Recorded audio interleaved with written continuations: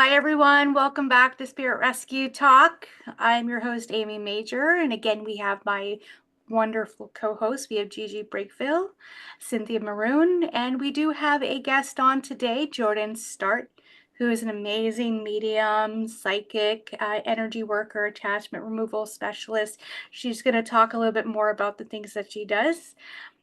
We do have an open discussion today as well as we interviewed Jordan, and it's going to be really based on how can you tell if you've been energetically attacked or provoked or have any type of negative energy coming to you? How can you tell of the signs that it's happening and what you can do to protect yourself if it does? So, just to get ourselves started today, I'd love to introduce Jordan and for her to give us a little bit of a background on her story and then how she's gotten to where she is. Hi, Jordan.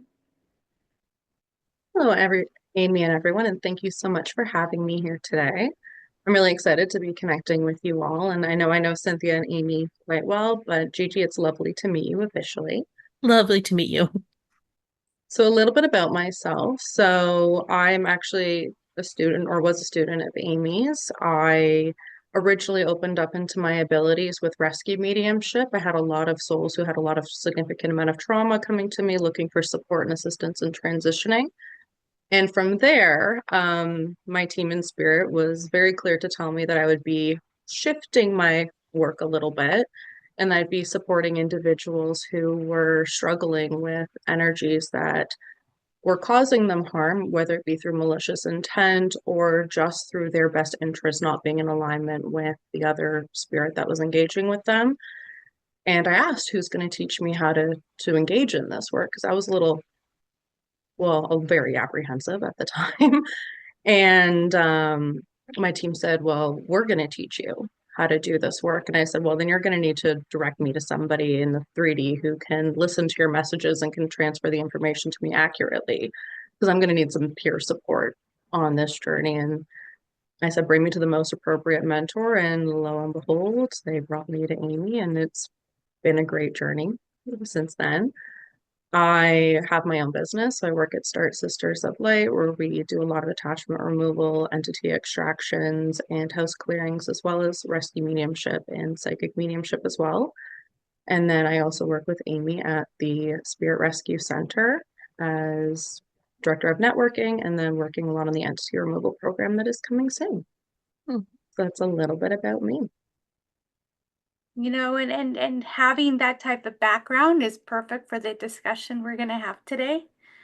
And so I know many people that watch this show have many things that are happening to them, and they're looking around. They're questioning, they're doing research, they're looking for videos, mentors, specialists that can help them regarding their situations because they're feeling maybe a little afraid, they're feeling threatened, they're feeling like some unknown situations are happening. It doesn't feel good. And it's not the warm and fuzzy spiritual activity that so many mediums claim to be true. They're actually experiencing things that are rather unpleasant.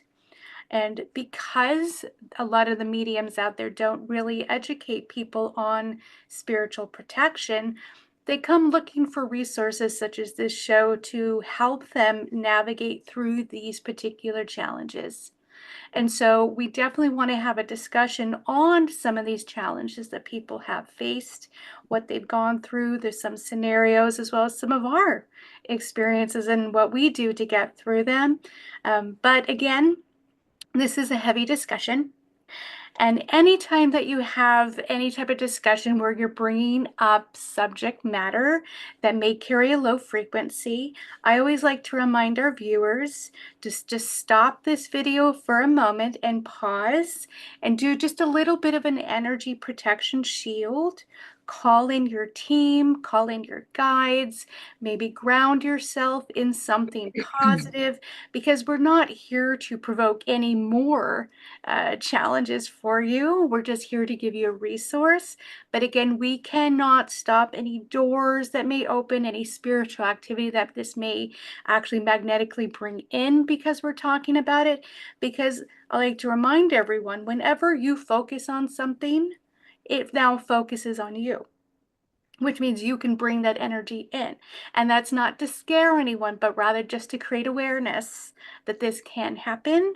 So just take a moment, pause, put up some type of energy shield, and that's just a visualization of any type of like bubble or armor or anything vibrationally around your aura that can set an intention to observe but not absorb any energy that we're sending out, to shield yourself of anything negative, to ask for only that of the highest best to come through to you, and that your spirit team comes, shields you from any harm that is not for your best as well. And any other intentions you want to set in your energy that makes you feel at peace, calm, and safe. So when you're ready to come back, let us know. Just click play again and then listen to the discussion. When we are done with the discussion, we're going to have one of us just give you a little bit of a guideline on how to clear your energy, just in case if anything did happen, and give you a couple of tips and tricks to be able just to clear things away and put you back in a nice, peaceful, safe resting place. So Jordan, again, as our guest, and I know Cynthia and Gigi have a lot of questions for you as well. Could you give us a scenario as far as what you may have experienced or what you have heard other people experience that may create some type of negative, provoking energy?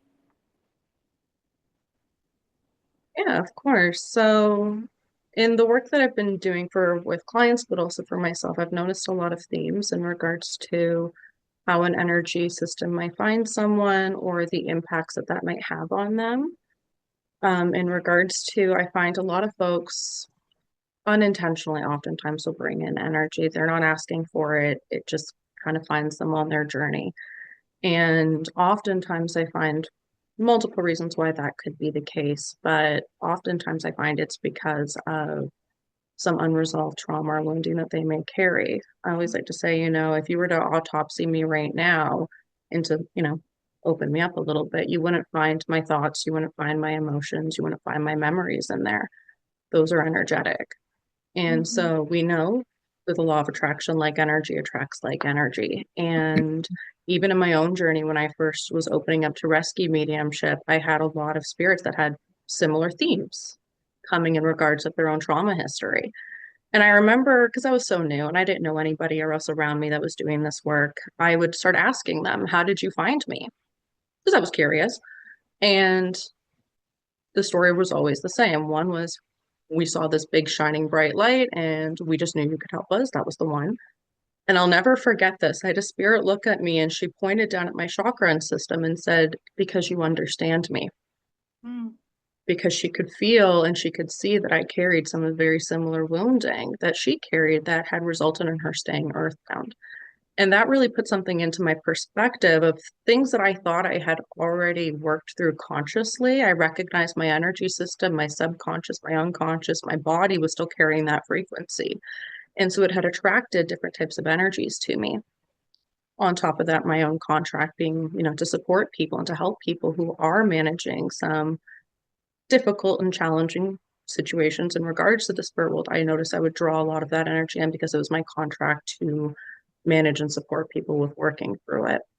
But when it comes to the general population, at least in a lot of what I've noticed is like attracts like frequency wise. And besides doing this work, I also worked as a therapist. And it was really interesting to notice how even in sessions, I would be talking to clients and their consciousness would be so much farther ahead in their healing process than what their energy system was or what their subconscious and unconscious were at. And so it really started shifting my own understanding of what is healing and how complex and multidimensional healing has to be in order to really shift someone's energetic frequency.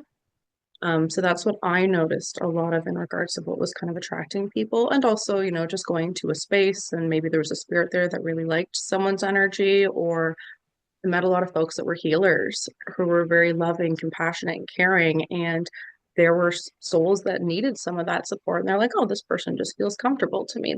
They have something that can support me. And so we would kind of get drawn to folks, even if they weren't necessarily spiritually inclined, or they weren't really stepping into that path. There was just something about that person that made them feel safe and secure. So I found a lot of energies would kind of come in that way. In addition, there were those who were doing a lot of healing work and they were supporting people. And you would also have some of those energies where we're talking about that may have had a little bit more of a malicious intent, that, maybe they were targeting a person, and yet here you coming in to support this person. Well, now you're on my hit list now too, because you're trying to help the person that I'm trying to mess with a little bit. So Mhm. that's some of the things that I notice of how spirits and situations kind of got created. I'd be curious of hearing what all of you have to say though about that and what your experience has shown. Gigi, do you have a story for everybody? Um, I've got a lot of them. Jordan, I love what you're saying. Um, I think what you do is absolutely wonderful. Um, I've got so many stories. I'm trying to sift through stuff.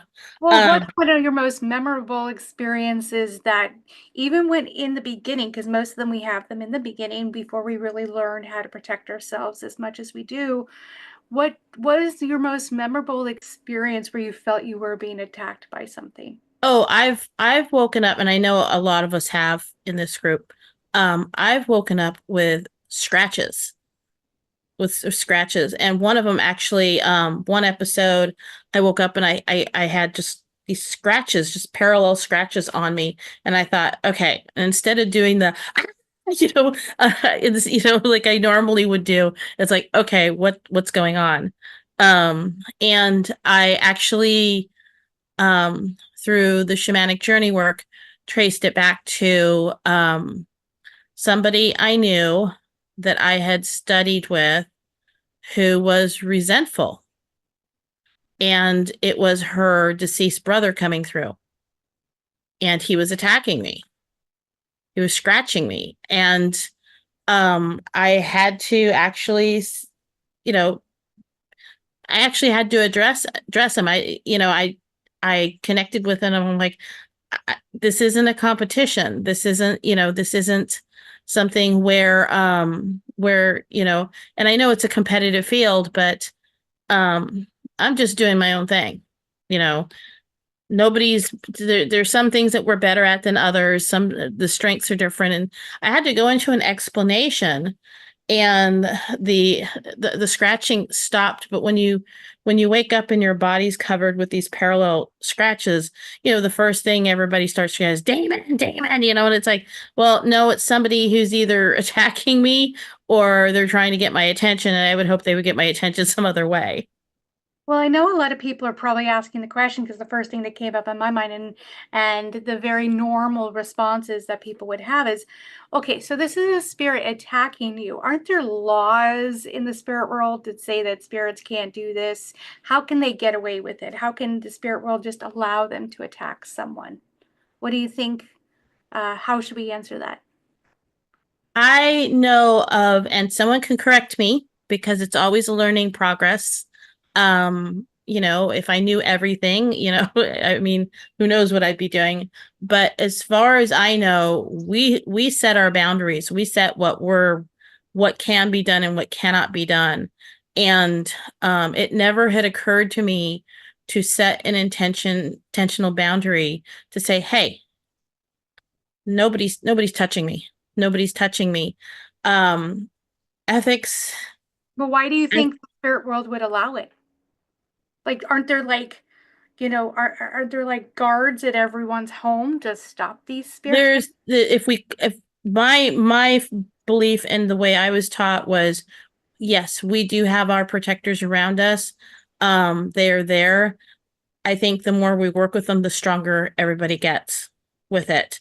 Mhm. Um, Now, spirits, as you had said at one point, I believe, and correct me if I'm wrong, spirits were, well, a lot of spirits, not everybody, but was at one point human. And when I was told that when they cross over or they choose to go into the light, um the personalities can somewhat be the same.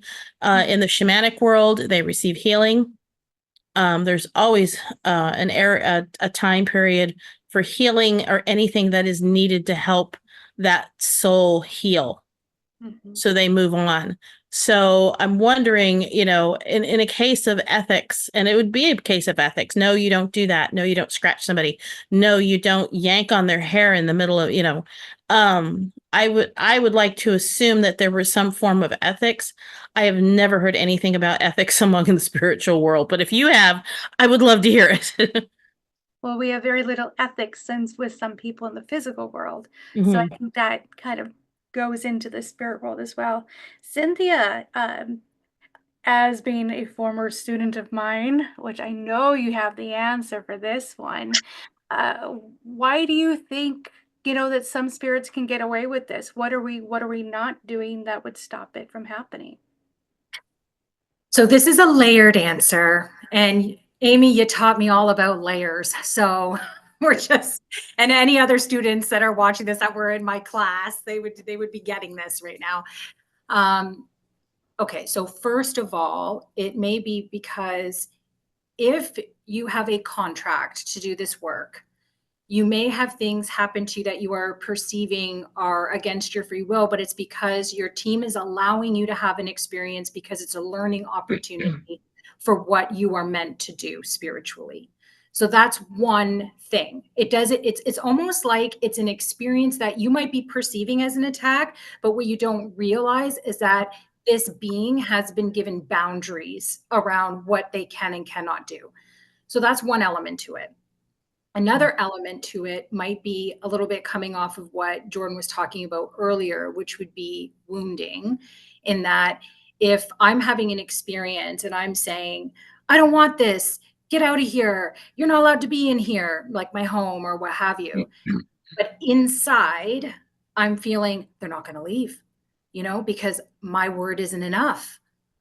So there is a disconnect between the authenticity of what I'm saying, but what my energy and my frequency is giving off. And, spirit kind of being in the world of energy, they're going to read that.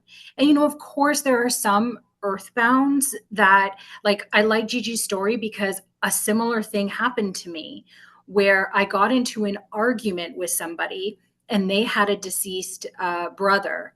And their brother came forward and started to give me crap because I had had an argument with his sister.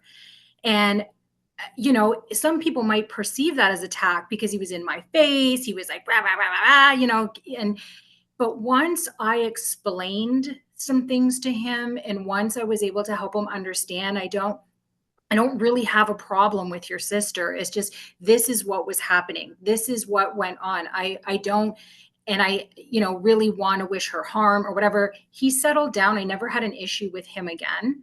So it's not to say that if you explain yourself, if you're able to assert yourself with what you perceive as attacking you, that, especially in an earthbound situation where, they can move on from whatever it is was going on between you. But there are other energies out there that don't, quote unquote, cross over, that have quite malicious intent. And if you are not aligned with your own divinity and your own sovereign right to free will, and to say, I get to choose my experiences, I get to choose what is allowed in my space, I get to choose what is allowed to harm or touch my body or whatever, you're going to know that they're not really violating free will if your frequency doesn't match what's coming out your mouth. So having that internal relationship with yourself, and like as Amy would put it, having a strong core to match what you're showing on the outside of you is critical in you actually being able to protect yourself from these kind of things. Very much so. And that's a wonderful explanation on that. There are a few other elements to it, and I could just feel those answers coming from Jordan. I just know it. Jordan, why don't you give everybody your opinion on it? I'm loving everything that's been said so far. But I also want to acknowledge that not every energetic being that you may come across understands that there's rules that they need to follow, right? So I think immediately to some of the earthbounds that I've told them you're overstepping my free will, and they're like, what's free will? They hadn't transitioned yet. They weren't given that information yet. They just saw me as someone that either could help them, could support them, or they just want to mess with me a little bit because they're just doing what they do.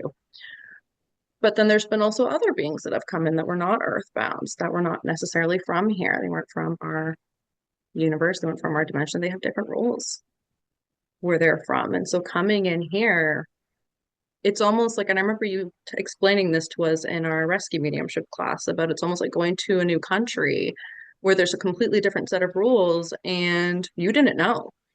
You were just operating the way that you operated. And it's not until someone lets you know, hey, I actually have a right to say no. I'm over the authority of my own energy, my own experience, my own body, my physical body, all my energy bodies, my aura. Like, this is my space. I get to choose what does or what does not happen to me. Some of them weren't aware of that. And the moment I was able to explain that to them and said, look, like, I get it. You're not from here. Let me give you a little bit of a rundown of how this kind of plays out here. They were very respectful of it and they moved on. But they felt very vicious beforehand because for them, they weren't breaking any rules. They were just doing what they were allowed to do from where they came from. So I think it's very, as Cynthia said, it's very layered. Different energetic beings have different intention, but they also have different knowledge and expertise and what they can do, what they can't do. And I think that's also important to note as well, because the law of free will and me understanding that as a practitioner has been probably one of the most effective tools I've been able to use because it does govern our experience down here. And when I've had challenges, even when exactly what Cynthia said, where I was saying the right things, but my team explained to me frequency is the language.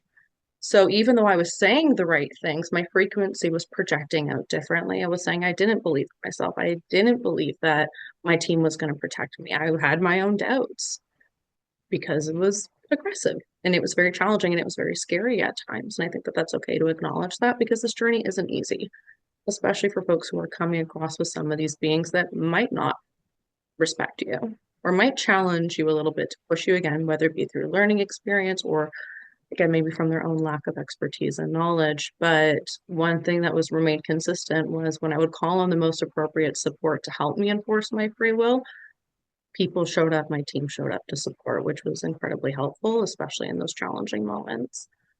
You're never alone on this journey. Mm-hmm. No, I know. And so many people have asked me throughout the years, they're like, why do our angels or our guides let this happen to us? Like, aren't they supposed to be protecting us at all times? And, my good team has explained it in such a way to say, first, we sometimes have to allow you to go through this scenario to create awareness. If you didn't know that it happened, then how are you going to protect yourself in the future, especially if you're supposed to be doing something in the spiritual work? And even if you're not supposed to do something in the spiritual work, opening up spiritually, even to the higher plane, you need to be aware that these things exist. So we're going to allow some of these things to happen to you so you can have a certain amount of awareness.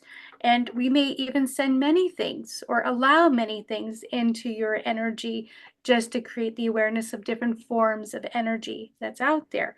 Most of them don't come with ill intent. They don't actually want to harm you, but the way that your energy is responding to it, you may feel like you are under attack. It's only because our energies have built up these force fields of protection and your alert systems are going off and you're like, this feels bad because it's a dense energy. And you have all these dense energies coming around you. Your first thought process is to think, I'm under attack. And it may not be so. The second reason why a lot of these things happen and your spirit guides or angels allow it is because you haven't asked for them to stop it. They can't do anything without your permission. It goes against your free will, even when it comes to help you. Even when if they know you don't know better, even if they know you don't know how to protect yourself, they cannot go against your will or your permission to help you, even when they really, really want to. So what they're going to do is they're going to throw different tools or people to create an awareness around you that you should start asking for more help, or you should start looking for more tools to protect yourself. So you're going to see a lot of different synchronicities start happening to you and aligning you to the right type of information that creates an awareness that your guides are trying to get through to say, hey, we can't do anything to help you unless you ask, because they can't. And then even if when you do ask, do you have doubt in what you're asking for? Do you not align? Like Cynthia was saying, your vibration must match your words. If they don't match your words, then the spirit world will mostly listen to your energy, not your words. Because the spirit world doesn't communicate in verbal words like we do here in the physical world. We created verbal language because we turned off our telepathic abilities to be able to communicate with each other without the use of words and through energy transfer. The spirit world is still playing off those old ways of communication. They don't actually know what you're saying, nor do they even sometimes care, but they're listening to your telepathic energy, your emotional energy, and what you're projecting from your core essence of who you are. So if you're asking for help, but your energy is telling them something else, it still goes against your free will to help you. Because if your energy says, oh, I don't think I have control here, which means you're giving the spirit control. Because if you don't think you have control, then someone else has to have it. It's not going to be you. So you're giving it to the spirit. So if the spirit says, oh, they're giving me full control, your guides can't do a thing. Can't do a thing to help you. Mhm. There are some really great tools and techniques we can kind of explain here on the show to give you a little bit more confidence boost to say, hey, my guides can come in and help me. Some techniques you can use, but there's a huge difference in what happens to you if you do or do not set up spiritual boundaries. And you set up these boundaries with what we call a gatekeeper or a guard, depending on the type of work you do. It's the gatekeeper for most, guard for some of us like Jordan, that handle a little bit more denser negative spirits out there. We need a little bit more muscle to our gatekeeper. But just so you guys know, having these boundaries already set up, already in place, already gives permission to your spirit team to be there just in case something were to happen and you see less and less and less attack activity in your energy. But until you set up those boundaries, your guides are kind of out of luck. They can't do much to help you. But I wanted to ask Gigi, what kind of boundaries have you set up to kind of safeguard your energy? Oh, wow. I mean, when I first started, I had zero boundaries. And so I was constantly in the middle of the night being touched. And it really started to, I started to freak out after, I started to freak out. Um, and I've said it before, it's the belief, it's the intent and belief of setting boundaries. And because I work with my kiddo on setting boundaries in dealing with peers at school. We've always worked on it. They work on it at school too, and setting boundaries. And I'm like, it's your giant sandbox. Um, I state intention. I state intention. I call on my spirit team. I call on the angels. I call on my protective guys. I call on everybody.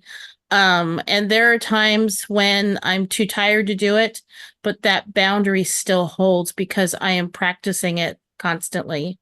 It's to me, it's kind of like, exercise. If you walk 30 minutes on the treadmill every day and then you stop for like 2 or 3 weeks, you're obviously not going to be at the same par that you were.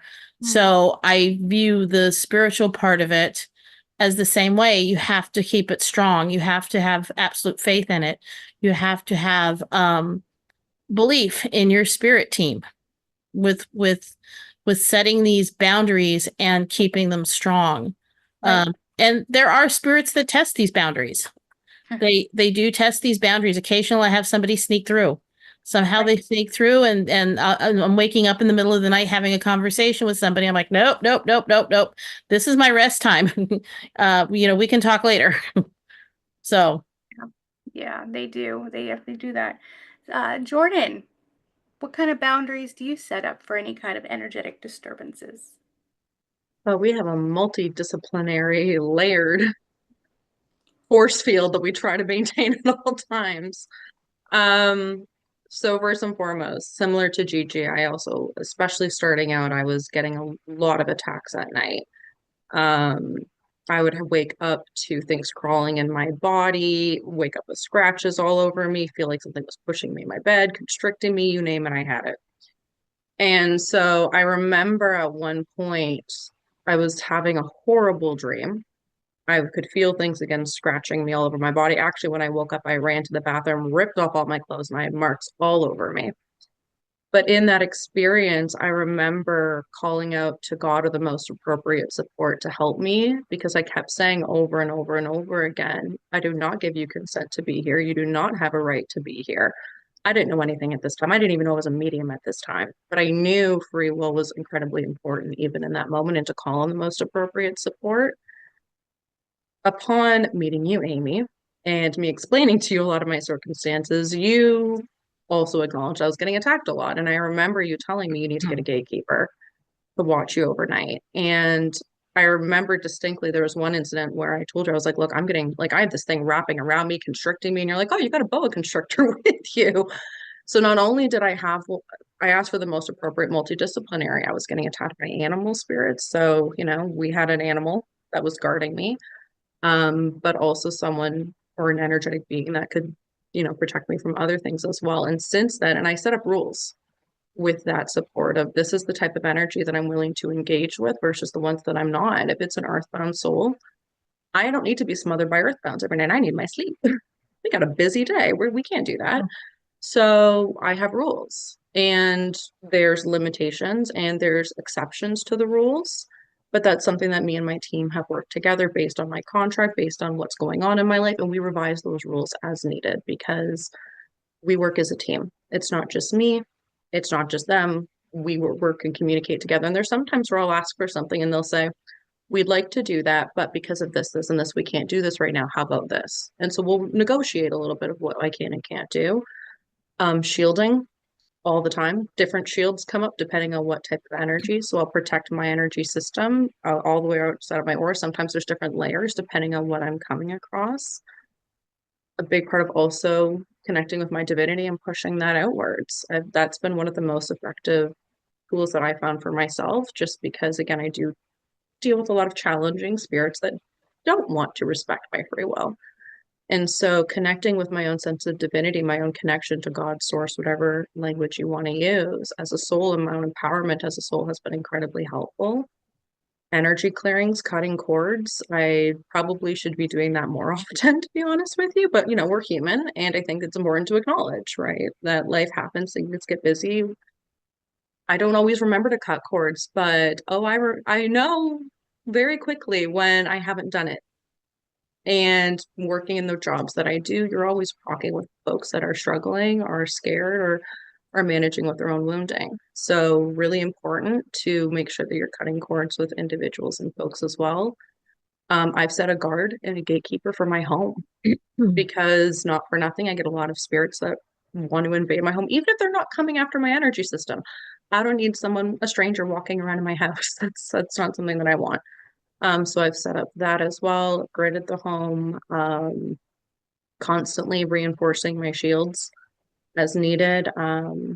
Because of the contract that I do, I recognize that I am going to have to come across some of these energies. I can't be like an ostrich and put my head in the sand. So I always ask for a representative of my team of when I do have to engage with some of these energies to kind of, I want to have my protectors come in and my guard come in, but I'll also have that representative there to almost be like, okay, I don't know if I trust this. So let me converse back and forth working with my team.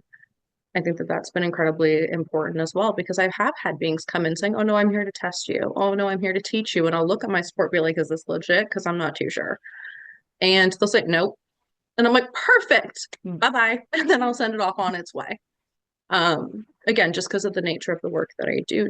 That's not to say that everyone's going to have that experience. It just really depends on your contract. But I will say one thing is that even when I was reinforcing a lot of my boundaries.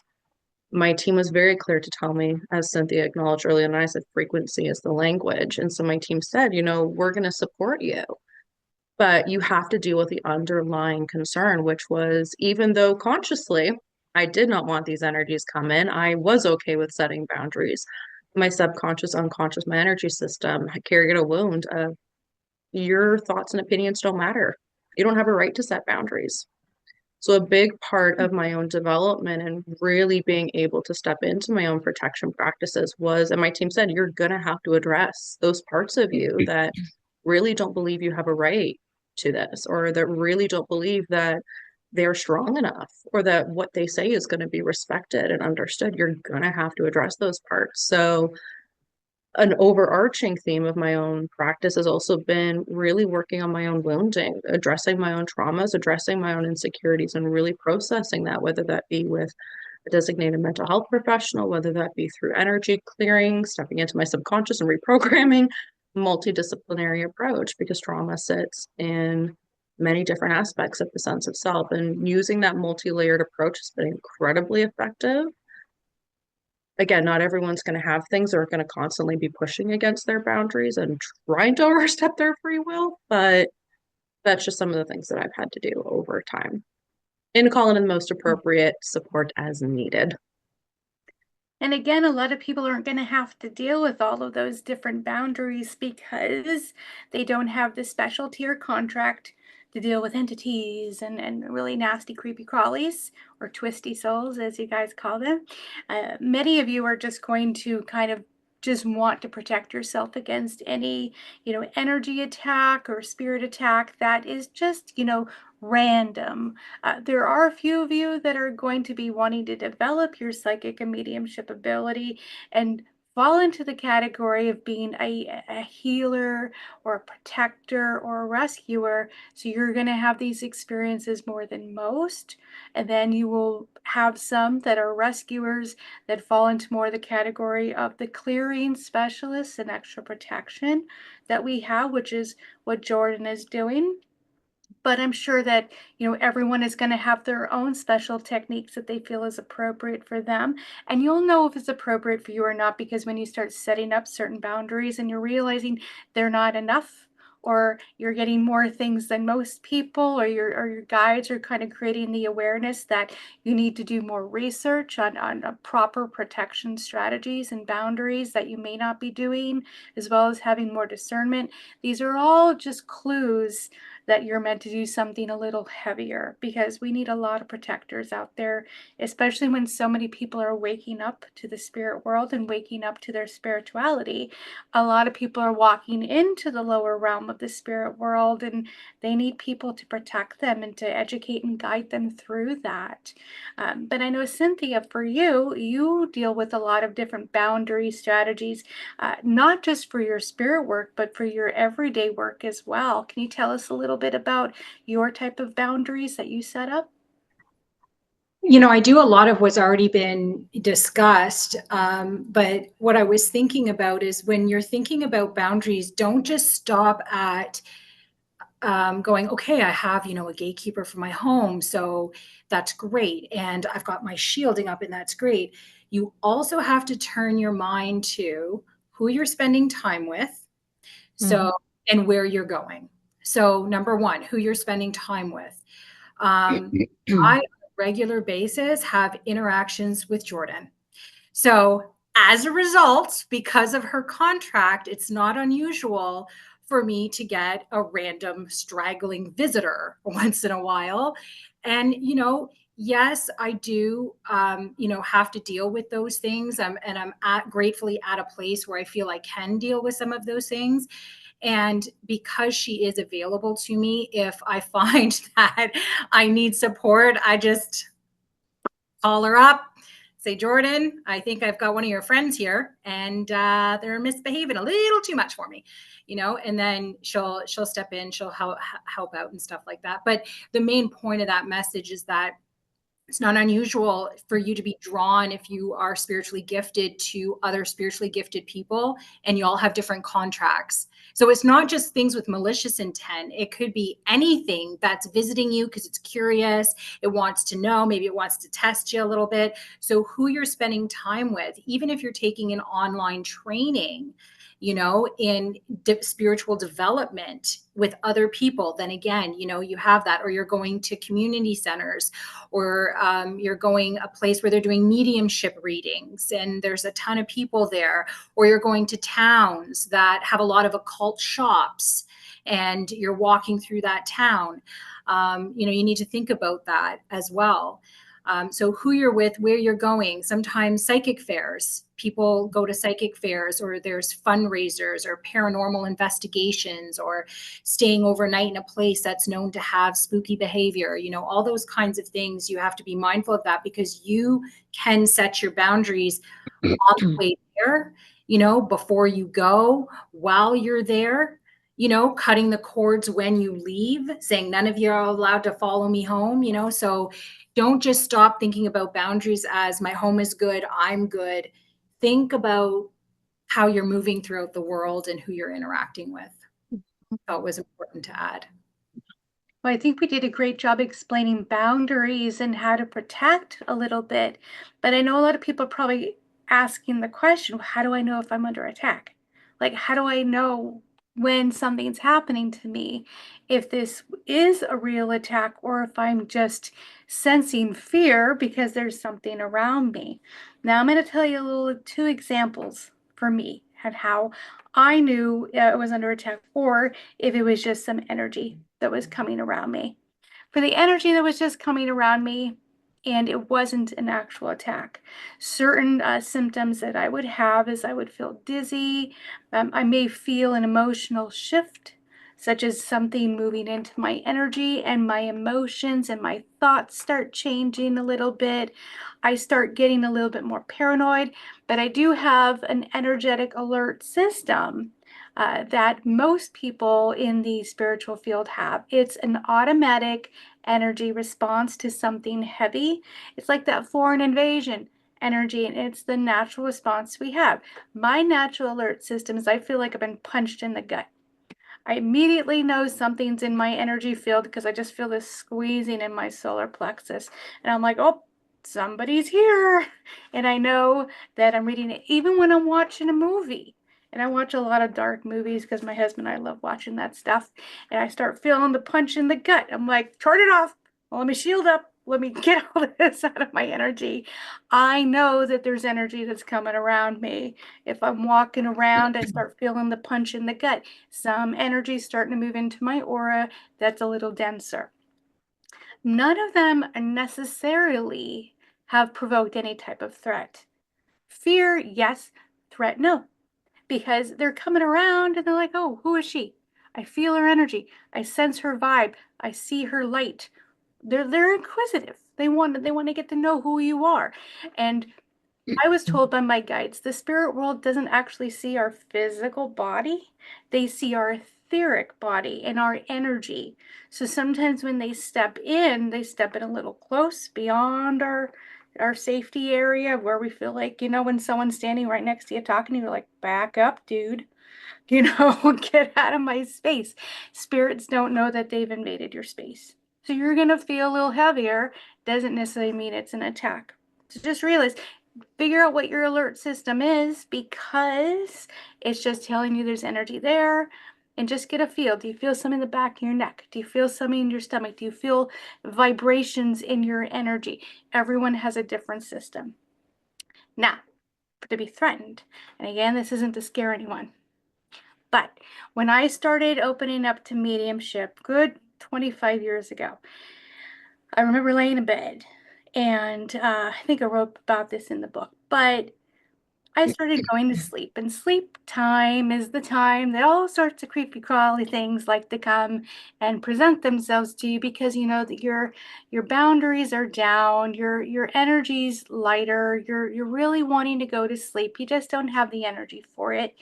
And most of the time you're not thinking about it. You're thinking about sleeping because you've had a long day. So I lay in bed, Next thing I know, I start feeling energy walking into my room. And I'm thinking, okay, I know spirits are here, but this feels like I literally have a crowd of people standing around my bed. And then it starts getting heavier, and then it starts getting darker. And how can the dark get darker when you already have the lights off? Trust me, it can. It can get darker just by the energy feeling heavier. Next thing I know, I've got creepy crawly 6-foot spiders crawling on my wall, up in my ceiling, looking at me above my bed. Creepy crawly spiders? Really? And as soon as I look down on my bed, I have entities crawling up my bed. And you know that spooky crawl that they do coming up the sheets? Hmm. Oh, yeah. And their faces are white with big black circles where their eyes are supposed to be sunken in, and their teeth, and they're just crawling up the bed. And I'm just like, what the heck is this? And so I've never actually have jumped out of my bed so fast in my whole life.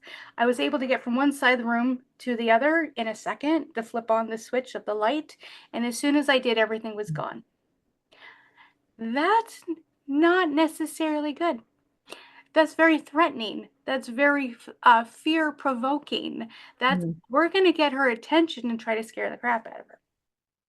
And I had a lot of that happen to me over and over and over again. It got worse from there. I'm not going to talk about it on air because I don't want to scare anybody, but it got a lot worse from there.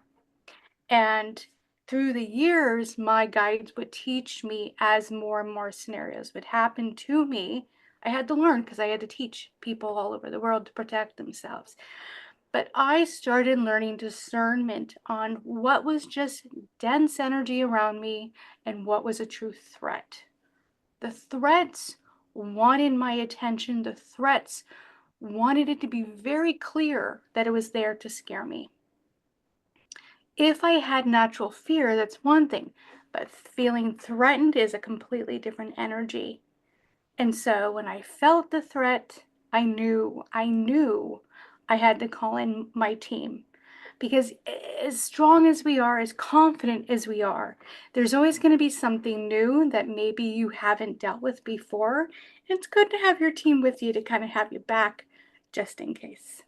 So, Gigi, I have to ask, have you had any creepy crawly scenarios or anything that happened that made you go, this definitely is a threat, not just energy folks I fear? I've had it twice. One, I believe in one of our other podcasts, I discussed it about a person I was going to for training, putting me in dangerous situations. The other one was actually as our kiddo was very, very young. We had, the baby monitor. I felt a heavy energy come in through our upper level here. And it was heavy, and it was enough for me to go bing, kind of like, okay, what is that? Something doesn't feel right. And with that brought fear. And but I didn't think anything of it. And then after that, um the spirit started waking me up through the monitor, using the electronics to wake me up. And I felt threatened because I felt there was no reason for this to happen. Why was this happening? I won't say I was attacked, but for some reason I felt targeted. And I actually called my mom, who is a psychic medium, and I said, I need you over here because I can't get through my fear to find out what exactly is going on. And I was petrified to go upstairs. Excuse me. So she came over, and I knew there was something upstairs right then and there. I'd come in, and she says, "Yep, there's something up there." And so together, we identified it as a male spirit. We didn't know what he wanted. But at one point I'm like, what do I do? Because I hadn't I hadn't received any psychic medium training. I'm like, what do I do? What do I do? And because he kept waking me up through the baby monitor, and actually woke my husband up at one point, and I'm like, listen, listen. And he goes, oh my gosh, and I told my mom, says, at some point, it's your house. You need to tell whoever's doing this, you need to tell them, it was almost they were messing with me in a threatening way, and they thought it was funny. And at one point I said, this is my home. You can get out. And I was told to shut the F up. Shut the F up, B. And I'm like, he's not leave. But by then I felt full threatened. Um, and I felt helpless too, because like I said, I didn't have the full training that I needed to deal with an aggressive entity. Um, and I finally figured out, after, again, just was like going on for a week, and I'm like, I can't do this. I can't do this. I can't do this anymore. And I just suddenly got the guidance from the angels. And I felt that this person, obviously this male spirit, had come to me for a reason. Um, he was a bully. He was threatening. Um, no marks on me, thank goodness. But he worked through intimidations of fear. And I realized he not only needed healing, but he needed to move on. Mm.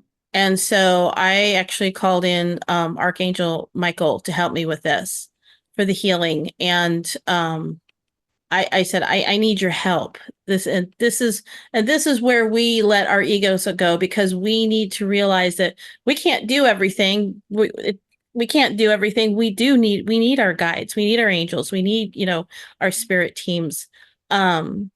And I said, I need help. I need your help. And I watched him walk up to the person and talk to him. And they're talking, and a path of light started to shine, and they walked into the light, and the house was quiet since then. Mm. But the threat, what first started out as a fear factor, started to turn into a threat for me. Right. And it was the helplessness of not knowing, oh my gosh, how do I handle this?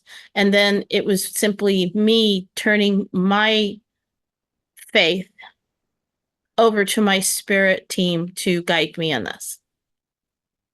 Which meant you invited them in and allowed them to help, Yes. which is great. They love it when we do that.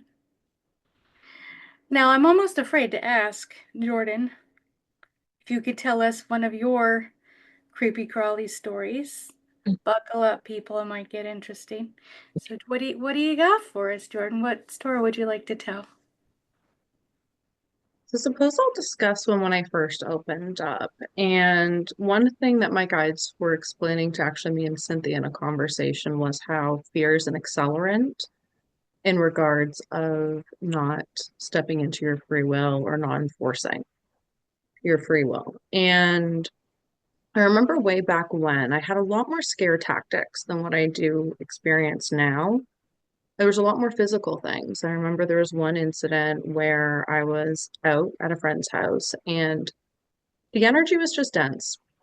It was very dense. And so we thought, okay, well, we're going to clear the space. Well, let me tell you, upon setting that intention of we were going to clear this space, um, chairs started being dragged across the floor, always right behind me. We saw a dark figure through her front door that knocked 3 times, rang the doorbell, and it was 1:30 in the morning. Could see full figured apparitions crawling around on the ceiling, on the floor, back right out of the corner of your eye, going into rooms where you were about to walk into. Mm. Um, Banging happening, a lot of really aggressive scare tactics. And I remember even at the time going, okay, obviously you see me as a threat if you're really going to put on the theatrics. I'm going to imagine this is going to take a lot of energy. And so I said, you know what? I'm going to still stand in my convictions and you can have a temper tantrum if you'd like, but that's not going to change the outcome of how this is going to go. This is my space. We get to decide what happens or does not happen here.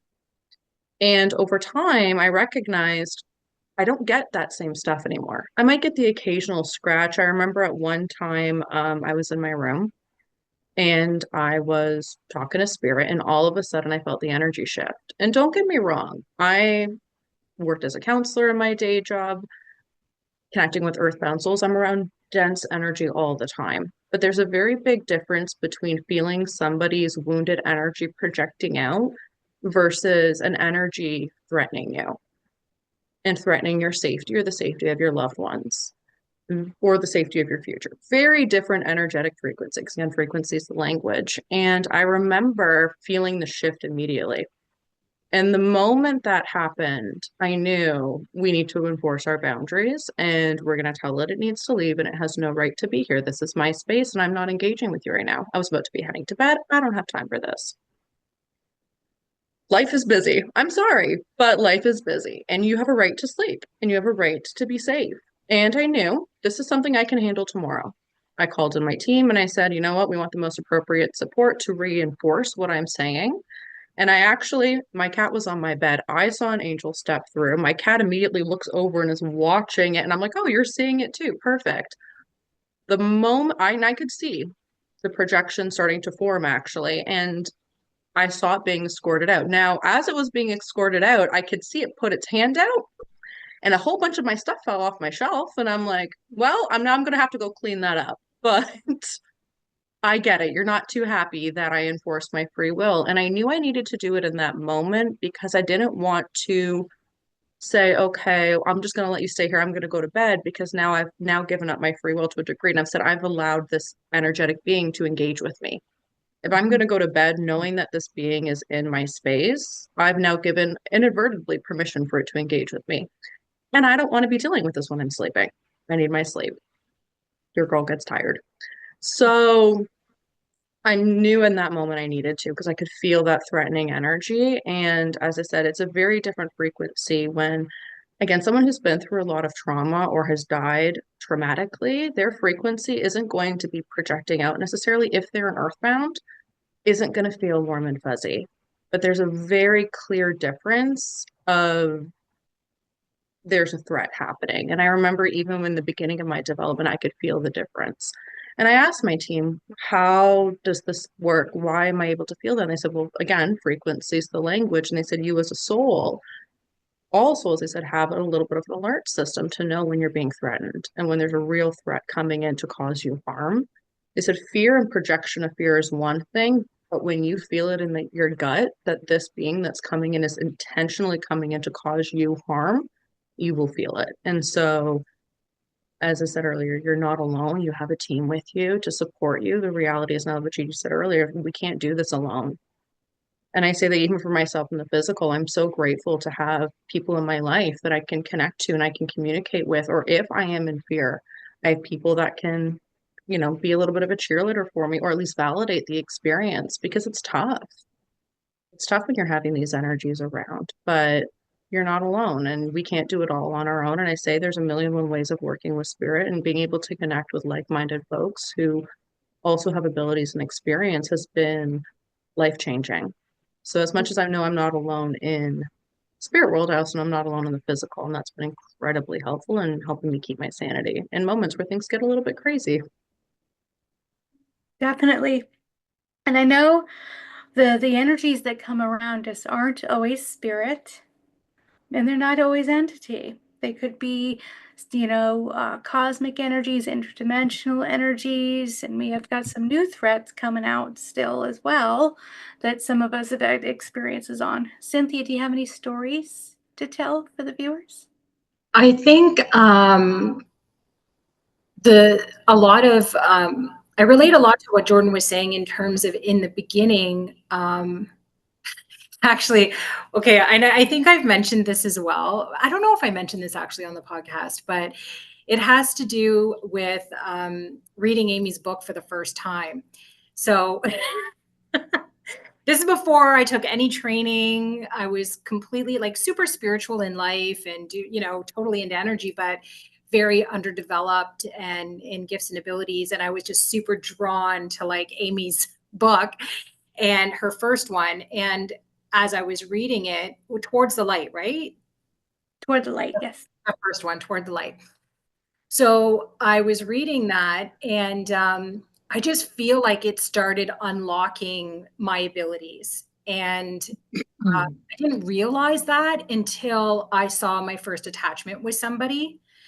And it was something with malicious intent.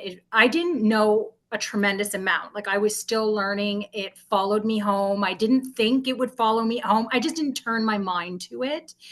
And it did follow me home. And nothing really happened that night, but it was the next morning as I was preparing to go back to work. It scratched me and on the back of the neck. And then I thought, maybe I scratched myself like with my nails or something. Like I didn't really think about it at the time because, I wasn't having a lot of activity around the house.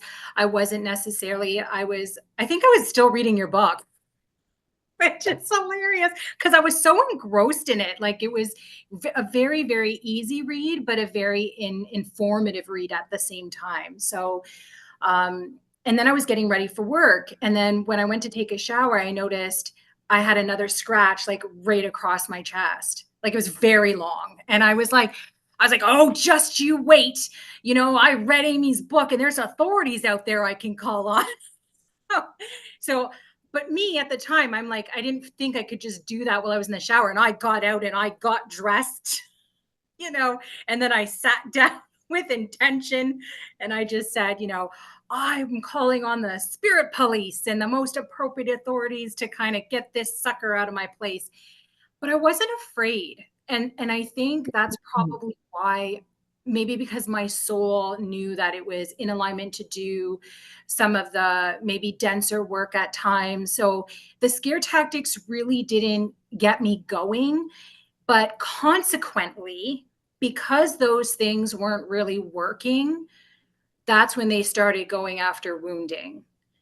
And they started kind of reading my energy and knowing or picking through and trying to kind of poke even things that I thought I had resolved.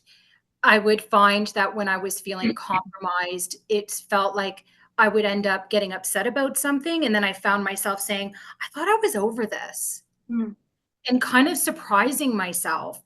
And that was started to be a flag for me. If old stuff that I was over, and I wasn't terribly upset. And then if I went through something really difficult, oh, then it was like, and if I wasn't doing my wounding and I wanted to sit in my misery and be angry and all of that, oh, that was just like a buffet for, all the nasty things that wanted to come and play with that. And so, if you're going to do this work, if you're going to stay on this path, I think it's very, very important that you do your own healing work, so that you actually have more security in terms of not just less things for them to provoke, but even in your belief system around your authority and that internal core. And I wanted to ask Jordan, you mentioned about that earthbound that saw you and kind of pointed at your chakra system and said, I knew you'd understand. They were pointing at your wounding. This is where some of it's stored energetically in us and they're able to read it. And then you went on and you had mentioned that you had done a bunch of healing, for yourself. And I'm wondering if you noticed a difference in how you feel you can protect yourself or how you changed in your spiritual work, or how things approach you or how you handle them poking at your wounds. Because I'm sure it still occurs because we just continue living. It's not like we can stay wound free. We're continuing to live. We continue to get exposed by life events, and life can be difficult. We can lose loved ones. We can get bad news, right? So we can accumulate wounding continuously. It's just, has it changed the way you take care of yourself? I don't know. What would you say about that? Well, that's a great question. Yeah, no, it's definitely shifted over time. I noticed way back when there were specific wounding that would get poked at more, would be brought into my awareness. So if I did have something, again, once the scare tactics didn't work as much, I noticed similar to what you said, Cynthia, that they started going after my wounding a lot more. They go after my insecurities, they go after my sense of self, my belief system in myself, my my ability, the oomph behind my authority. They would start going after a lot of, again, wounding and wounded narratives about myself or the people around me, even. I noticed people around me started getting influenced where they would start saying things that they weren't aware would poke at my wounding, but I knew based on the tone of voice they would say it in, or just whoever was saying it. And over time, as I started working through a lot of my wounding, I noticed certain things were not poked at the same way, where there were specific narratives that were constantly kind of being thrown in my face. Suddenly, those ones diminished, or if they didn't completely stop, it didn't land the same. So I can give an example of, let's just say I had a wound being provoked of feeling worthless or feeling unloved, and where on a regular day, I might feel it. If I were to scale it at a 10, I might feel it at a 2, maybe. When I was being energetically attacked and compromised, that now felt like a 9.5 out of 10 if I were to scale it. And not only that, it was very hard for me to dismiss it and push it away. Where on the 2, I would be able to move on with my day. I'd be able to say, okay, I'll manage and deal with that later. When I was compromised, there was no escape. No matter what was happening in my daily life, it was constantly being poked at, provoked. I remember one incident where I was actually driving to work and I had a spirit come in and they were throwing different incidences at me. I almost like to think about like throwing spaghetti at the wall, seeing what's going to stick. And nothing was working. Every time they would throw something, I'm like, huh, well, that doesn't actually bother me. And then suddenly another thought would come into play or another memory would come up and none of it was working. And then they had the one that it only slightly got me a little bit. Well, let me tell you, they ramped up immediately because they had it in. And then for the next hour and a half, as I'm sitting there trying to do case notes at work, so I'm trying to like deal with this spirit while people are trying to talk to me and I'm trying to live my daily life. Wasn't a great time. But I noticed as I started really working on my wounding, certain things were no longer provoked, or again, if they were, it didn't land the same. So certain wounding that I still carry, instead of getting to a 9.9, it might only be at a 7 or 6 or a 5. That is much more manageable than a 9.9, 9.5 out of 10. So that's been significantly different, I've noticed. Or they don't even go for those certain woundings. Because again, these things are energetic, and especially for things that match at that frequency, because they can read it, they can see it. Um, Certain wounding that I didn't even know was there. Memories that I didn't even know I had were being suddenly thrown up in my face. And I would actually go to family members or friends who were part of those narratives and say, hey, do you remember this happening? Because I'm getting all these intrusive imagery messaging about it. And I remember there were multiple times where I'd go to my mom, for example, and say, hey, do you remember this happening? Because I'm seeing this layout. This is what I'm kind of seeing. And she would go, oh, yeah, no, I know exactly when that happened. I consciously was not aware of it, but it was still in my energy system. So I'm noticing now as I've done more wounding, there's less things for them to feed off, to play off of, or my reaction is very different. My relationship with that wounding is very different because I always say I don't have a time machine. I can't go back in time and take away some of the experiences that I've had, but I can shift my perspective to that experience and how I choose to engage with it.